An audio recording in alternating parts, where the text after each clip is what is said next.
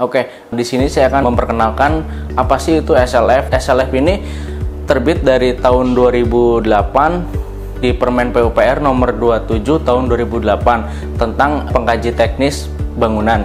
Nah, di mana SLF ini dibagi 4. Satu di antaranya itu ada SLF kelas A, kelas B, C, dan D. Nah, untuk kelas A ini untuk bangunan seperti bangunan di atas 8 lantai, dan untuk kelas B itu untuk industri, dan untuk C itu bangunan khusus seperti rumah sakit, dan untuk D ini bangunan rumah tinggal atau rumah berderet. Nah, selanjutnya apa sih untuk SLF ini? Nah, SLF ini kan ada pengkaji teknis. Nah, satu di antaranya itu untuk melakukan hasil sebuah kajian sertifikat layak fungsi ini kita harus membutuhkan tenaga ahli profesional. Nah, satu di antaranya ini itu harus ada tenaga ahli yang bersertifikat atau SKA. Satunya di antaranya adalah tenaga ahli arsitektur, struktur, LAL, LAK, SDP, TDG, dan TUG. Nah, 7 tenaga ahli ini yang nanti akan mengkaji sebuah bangunan atau melaksanakan inspeksi gedung. Inspeksi gedung ini apa sih yang kita nanti lakukan dari tim PT IRA? Nah, satu itu harus ada inspeksi gedung lapangan, contohnya menggunakan metode NDT. Nah, si NDT ini non distraction test. Nah, satu di antara itu harus ada alat UPV, rubber detector, hammer test, terus harness test. Nah, jadi semua yang alat PT IRA lakukan ini adalah alatnya sudah digital atau tidak merusak bangunan yang ada. Nah, terus selanjutnya itu persyaratan SLF dari Permen PUPR nomor 27. Nah, itu kan ada checklistnya nih, persyaratannya apa aja. Cuman dipaparkan lagi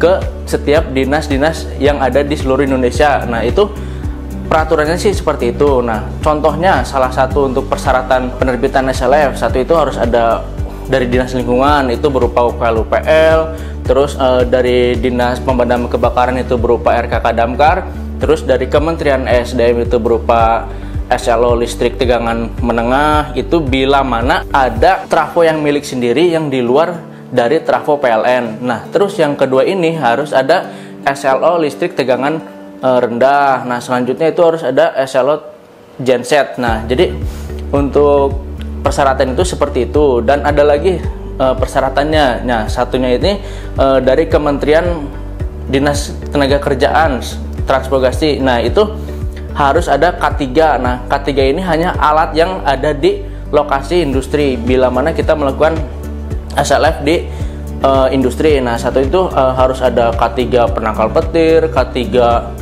alat angkut-angkat berupa lift, eskalator, terus forklift. Nah, terus selanjutnya itu harus ada gondola. Nah, itu untuk K3 alat angkut dan angkat bila mana ada alat di lokasi tersebut. Nah, selanjutnya harus ada as-built drawing. Nah, si as-built drawing ini mengapa di SLF ini membutuhkan as-built drawing? Nah, itu karena nantinya akan melakukan pengesahan gambar bangunan yang disahkan oleh pejabat yang berwenang, dan nanti ada tanda tangan yang bertanggung jawab di gambar tersebut. Contohnya harus ada tanda tangan tenaga ahli arsitektur, struktur, dan LAL, LAK, SDP, TDG, dan TUG. Nah, jadi 7 tenaga ahli ini yang nanti akan bertanggung jawab pada sebuah bangunan yang telah kita inspeksi gedung gitu. Setelah pemberkasan administrasi selesai, terus kajian teknis selesai, terus dokumen pendukung penerbitan SLF selesai, nah kita melakukan submit atau pemaparan di dinas terkaitnya. Nah, jadi keseluruhan semuanya persyaratan tadi itu kita submit. Dari hasil submitnya ini butuh proses. Nah, prosesnya itu untuk penerbitan SLF itu jadi dari 60 hari kerja sampai dengan 120 hari kerja. Nah, dari situlah nanti kita tinggal tunggu hasilnya. Nah, hasil ini akan ditentukan setelah kita melakukan presentasi dari dinasnya. Nah, jadi dari dinas tersebut kita melakukan presentasi. Nah, si presentasi ini dilakukan sama siapa sih? Nah, itu nanti ada 7 tenaga ahli yang tadi awal saya sebutkan. 7 tenaga ahli itu yang akan mempresentasikan hasil kajian teknis atau inspeksi gedung yang telah dilakukan oleh PT IRA Konsultan Indonesia. Jadi di situ itu kita lakukan sidang. Dari hasil presentasi ini kita paparkan. Nah, paparkan ini ke dinasnya. Setelah hasilnya keluar, nah itu nanti ada revisi atau tidak. Nah, bila mana hasilnya ada revisi, nah nanti kita kaji lagi nih, atau kita cek kembali nih ke lapangan untuk inspeksinya.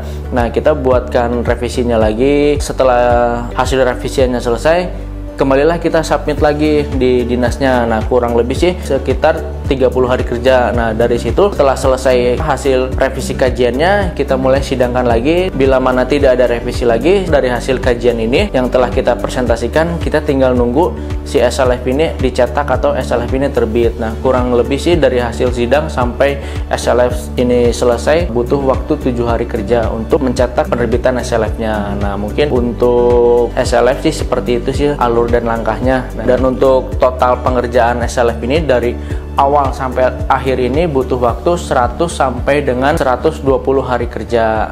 Nah, seperti itu waktu pengerjaan SLF.